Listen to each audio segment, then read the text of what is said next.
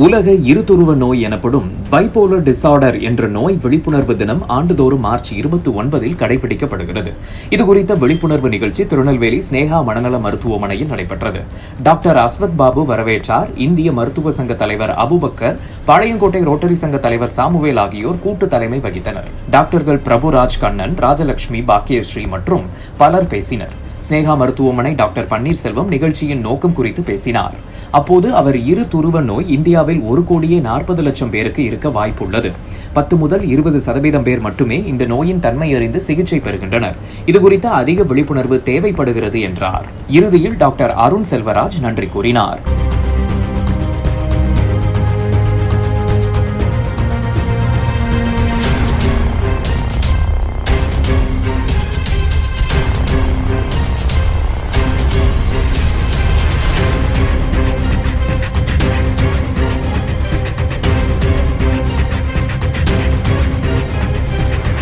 March 30 வந்து world bipolar டே, அதாவதுன்னா உலக இருதுருவ நோய் அப்படின்னு நம்ம சொல்லுவோம்.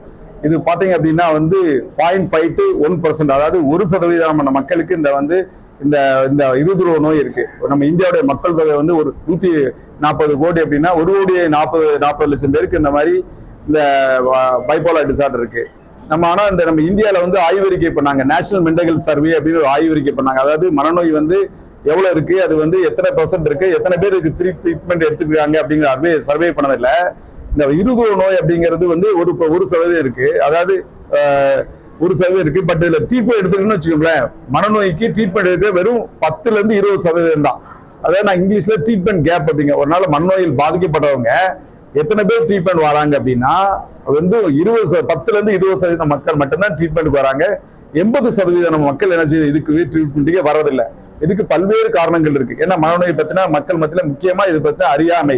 ஆனா இந்த இருதுருவ நோயில வந்து நம்ம சயின்டிபிக் எவிடன்ஸ் படி பாத்தீங்க அப்படின்னா அட்லீஸ்ட் 50% வந்து தற்கொலை முயற்சிக்கு ஈடுபடுறாங்க. ஒரு தடவையாவது இந்த நோயினால் பாதிக்கப்பட்ட ஈடுபடுறாங்க.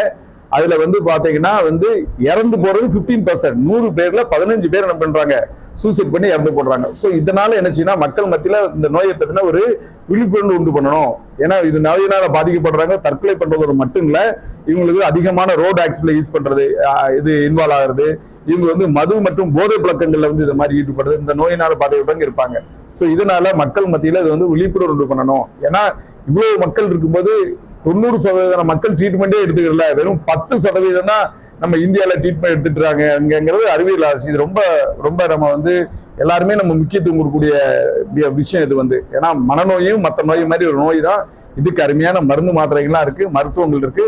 சோ இந்த நோயை கொண்டாடக்கூடிய நோக்கமே என்னன்னா, இது வந்து ஒரு நோய், இதுக்கு வந்து ஒரு மருத்துவம் இருக்கு, இதை பத்தின ஒரு மக்கள் மத்தியில உள்ள அறியாமையை போக்கணும் அப்படிங்கறதான் இந்த உலக சுகாதார மையம் நம்ம இந்திய அரசாங்கம் சேர்ந்து இந்த 30ஆம் தேதியை வந்து விழிப்புணர்வுமா இந்த மாதிரி மனநல மருத்துவர்கள், இந்த மாதிரி இந்திய மருத்துவ சங்கம், ரோட்டரி கிளப், உங்களை மாதிரி பத்திரிகை மக்கள், இவங்க எல்லாம் பொதுமக்கள் போட்டியில இந்த நோயை பத்தின விழிப்புணர்வு உண்டு பண்ணணும். இவங்களுக்கு வந்து இது ஒரு நோய் தான், இதை வந்து நம்ம ட்ரீட்மெண்ட் எடுத்துக்கணும் அப்படிங்கறத நம்ம வந்து சொல்லணும். சோ இது சொல்லாமல் தான் இந்த பக்க விளைவு ரொம்ப ஜாஸ்தி. சொன்னோம் இல்லையா, சூசைட் எல்லாமே இருக்குது. ஆமா. சோ இப்போ நம்ம வந்து நிறைய பேர் கேட்பாங்கல்ல, சார் எனக்கு வந்து மன எழுச்சி நோய் சார் எப்படி கண்டுபிடிக்கிறது அப்படின்னு கேட்டானா, இந்த மாதிரி நோயில உங்களுக்கு தூக்கம் வராது, பசி இருக்காது, ஓவரா பேசுவான், பேசுறது நான் தான் பெரிய ஆளு, எனக்கு சக்தி இருக்கு, என்னை விட்டா ஆள் இல்லை அப்படின்னு ஓவரா பேசுவாங்க. நாள் கணக்கில் தூங்காம இருப்பாங்க. இந்த மேனியா உள்ளங்கிறவங்க வந்து தூங்காம இருக்காங்க. 2 நாள் 3 நாள் 4 நாள் தூங்காதனால அவங்க ரொம்ப உற்சாகமா இருப்பான். இப்போ 10 பேர்னால அவனால அடக்க முடியாது. அவனுக்கு அதிகமா சாமி கும்பிடுறது, அதிகமான இந்த செக்ஸ் உணர்ச்சிகள் ஜாஸ்தியாகுது, பாலியல் உணர்ச்சிகள், இதெல்லாம் அந்த மேனியா அப்படிங்கிற அந்த ஃபேஸ் இருக்கும். இது போல இன்னொன்று இருக்கு, இந்த மன அழுத்தம்னு ஒரு இருக்கு. இதுல வந்து மனசு கவலையா இருக்கிறது, சோகமா இருக்கிறது, வாழை பிடிக்காம இருக்கிறது, அழுகிறது, குளிக்காம கொள்ளாம, சூசைடல் டெண்டன்சி, இதெல்லாம் இந்த மாதிரி இருக்கும். அதனாலதான் இதை செய்யணும். ஒரு பேஸ்ல ரொம்ப ஸ்பீடா இருப்பான், இன்னொரு பேஸ்ல ரொம்ப டல்லா இருப்பான். சோ ரெண்டும் கலந்து மாறி மாறி வரும். சோ இதை வந்து தடுக்கிறதுக்கு அருமையான மருந்து மாத்திரைகள்லாம் இருக்கு. சோ இந்த மாதிரி ஊடகம் மூலமா மக்கள் மத்தியில ஒரு விழிப்புணர்வு நம்ம மார்ச் 30ஆம் தேதி எல்லாருக்கும் உண்டு பண்ண மாதிரி கேட்டுக்கிறோம். தேங்க்யூ. சோ இந்த மாதிரி வந்து ஃபர்ஸ்ட் வந்து இந்த நோயை பத்தினே வந்து இதை மாதிரி வந்து சொல்லலாம். ஏன்னா நிறைய நிறைய இதெல்லாம் வந்திருக்கு. நிறைய சினிமாவே இந்த நோயினால பாதிக்கப்படுறவங்க பத்தி நிறைய சினிமாக்கள் வருது. இந்த நோயை பற்றி என்ன, நோயோட அறிகுறிகள் என்ன, எப்படி ட்ரீட்மெண்ட் கொடுக்கலான்னு வருது. அப்புறம் எங்களை மாதிரி டாக்டர்ஸ்லாம் நிறைய நாங்க வந்து ஒரு ஒர்க் ஷாப் பண்றோம். ஈவன் வந்து பேராமெடிக்கல் பீப்புளுக்கே வந்து நோயை பத்தின எப்படி கண்டுபிடிக்கிறது அது மாதிரி ஒர்க் ஷாப் பண்றோம். நிறைய இதை பத்தி ஆர்டிகிள் எழுதுறோம். நாங்க வந்து இந்த மாதிரி பத்திரிகை எல்லாம் ஆர்டிகிள் எழுதுறோம். இப்போ வந்து லாஸ்ட் இயர் கூட நாங்க என்னன்னா அந்த வீடியோட நாடகம்லாம் நடத்தணும். Street play. இந்த நோய் வந்து நோயினால பாதிக்கணும், எப்படி இருப்பாங்க, இவங்க எப்படி வந்து இவங்களை டாக்டர்கிட்ட கொண்டு போறது, இவங்க எப்படி சரி பண்ணுது, அந்த மாதிரி என்ன செய்யறோம். நம்ம வீடியோட நாடகம் பண்றது, துண்டு பிரசுரங்கள், பைப்போலார் டிசார்டர் கொண்டாப்பா துண்டு பிரசுரங்கள். ஸோ நாங்க வரக்கூடிய நோயாளி எல்லாருக்குமே துண்டு பிரசுரங்கள் கொடுக்குறோம். ஏன்னா இதை வந்து நோய் பத்தி என்னன்னு தெரிஞ்சுக்கணும் இல்லையா.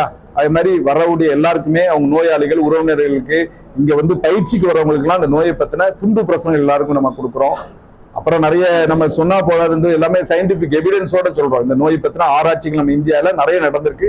அந்த நம்ம இப்ப இண்டிவிஜுவலாகவும் அரசுமே நடந்திருக்கு. அந்த முடிவுகள்லாம் நம்ம வந்து சொல்றோம். இந்த மாதிரி நான் சொல்றேன் இல்லையா, 50 இந்த பாதிக்கப்பட்டவங்கள 100 பேர்ல வந்து 50 பேர் சூசைட் பண்ணிருக்காங்க. இதெல்லாம் வந்து சயின்டிபிக் எவிடன்ஸ். ஸோ இந்த மாதிரி என்ன செய்யறோம், இந்த மாதிரி வந்து இருதுருவ நோய்க்கு வந்து நம்ம வந்து விழிப்புணர்வு துண்டு பிரச்சனைலாம் கொடுக்குறோம். இது எத்தனை பேருக்கு வருது, எவ்வளவு நாள் மாத்திரை சாப்பிட்டு, இதோட அறிகுறிகள் என்ன அப்படிங்கிற மாதிரி என்ன செய்யறோம், துண்டு பிரசங்கள் நாங்க வந்து கொடுத்துட்டு இருக்கோம். உங்க மூலமாவும் இதை வந்து பொதுமக்கள் கொண்டு சேரணும் அப்படின்ற மாதிரி இருக்கும். வாங்க. இது பாத்தீங்கன்னா யூஸ்வலா இந்த மக்கள் இந்த வந்து ஒரு 70% மக்களுக்கு வந்து 35க்கு முன்னாடியே வந்துடும். யூஸ்வலா 20ல இருந்து 30க்குள்ள வரும். ரொம்ப முக்கியமான ஏஜ் வாழ்க்கையில நம்ம வந்து படிக்கக்கூடியது, கல்யாணம் முடிக்கக்கூடியது, செட்டில் ஆகக்கூடிய இந்த ஏஜ்ல தான் இந்த நோய் வரும். இந்த பைப்போலார் டிசார்டர் வந்து விட்டு விட்டு வரும். ஒரு மனுஷனுக்கு வந்து இருதுருவ நோய் வந்து 10ல இருந்து 12 தடவை வரதுக்கு வாய்ப்பு இருக்கு. ஒரு டைம் நோய் வந்துச்சுன்னா ஒரு 9 மாசம் 8 மாசம் இருக்கும். அப்புறம் 2-3 மாசம் நல்லா இருப்பாங்க, திரும்ப வரும். ஸோ இந்த மாதிரி வந்து 10ல இருந்து 15 தடவை ஒரு மனுஷனுக்கு என்ன செய்யுது வரதுக்கு வாய்ப்பு இருக்கு. பட் இதெல்லாம் நம்ம மெடிசன் கொடுத்தா என்ன செய்யலாம், இதை ப்ரிவென்ட் பண்ணிக்கலாம். இது வந்து முழுமையா வந்து கண்ட்ரோல் பண்ணிக்கலாம்.